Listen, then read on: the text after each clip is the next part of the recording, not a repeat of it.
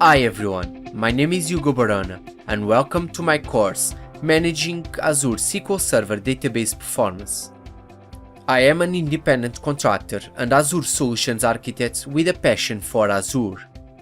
In this course, we are going to see how you can leverage Azure services and features to manage the performance of your Azure SQL database in a smooth and easy way. Some of the major topics that we will cover include options you have available to host your SQL database in Azure, using query performance insights for basic performance monitoring, using Azure SQL Analytics for advanced performance monitoring, and leveraging automatic tuning to ensure the best performance of your database. By the end of this course, you will understand which services and features you can leverage to tune the performance of your database.